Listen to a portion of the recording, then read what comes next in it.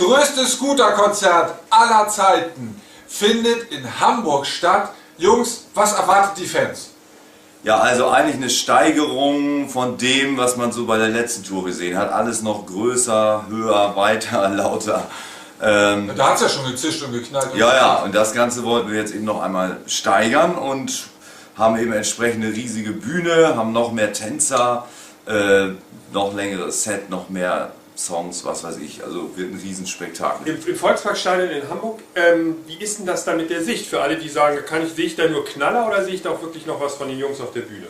Ja gut, wir haben ja zum einen eine riesige Bühne, dann mit den Videoleinwänden wird das ja auch immer so entsprechend, dass man Close-Ups zeigt und so. Aber ich denke schon, dass man das gut verfolgen kann.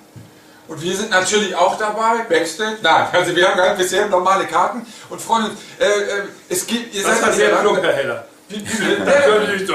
Es gibt ja auch ein Vorprogramm. Ja. Wer ist da? Also wir haben verschiedene DJs und dann die Atzen offiziell als Support. Geil. Die werden schön einheizen. Wie gefährlich ist das denn für euch auf der Bühne? Habt ihr da Markierungen, dass ihr wisst, da geht eine Rakete hoch, ich muss bei dem Song dastehen? Was ist schon mal passiert? Ja, grundsätzlich gibt es ja diese Markierungen bis dahin und nicht weiter. Bei mir ist es aber so, wenn ich so richtig in die Rage gerate, höre und sehe ich nichts mehr und springe überall hin. Und ich hatte es schon, dass direkt vor mir so ein Collie explodiert ist. Glücklicherweise ist noch nie was passiert. Aber naja, also manchmal ist es schon heftig. Rick, wie viel Kilo verlierst du beim Konzert? Weil wenn du dann hinterm Keyboard stehst, bist du eigentlich immer in Action wie so ein Flummiball? Also, das ist locker, also mit Flüssigkeitsfluss 1-2 Kilo locker. Das geht schon ganz gut zur Sache. Michael, du auch? Ich auch. Aber bei mir ist nicht mehr viel Fett.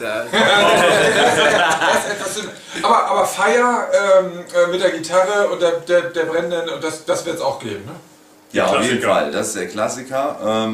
Mal sehen, wie wir das jetzt genau inszenieren, aber da gehe ich von aus, dass wir das machen. Und dann geistert ja noch eine Geschichte durch die Presse. Euretwegen muss der Mallorca-Urlauber wahrscheinlich auf einer anderen Startbahn oder Landebahn in Hamburg. Das haben wir extra gemacht, damit die Mallorca-Urlauber zum Konzert kommen. Das muss man wissen, dass in Hamburg der Flughafen relativ nah am Volksparkstadion ist und ihr habt so eine gigantische Lichtshow, dass die da tatsächlich überlegen, ob die Piloten nicht in dem Moment geblendet sein könnten. Ja, es ging wohl um diese Lasergeschichten.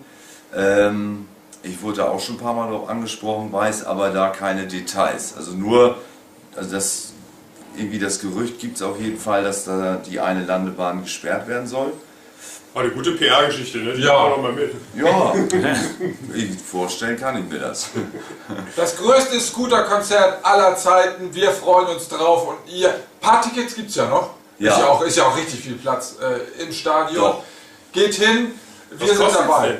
Ach ja, wir sind ja relativ günstig, ich glaube 37,50, ne? Da geht's los, ja. Das ist gut. Da kann man nicht meckern. Nee, das stimmt. Das ist ja weit weniger als bei Grönemeyer. Ja. Das ist ja Kelly-Family-Niveau.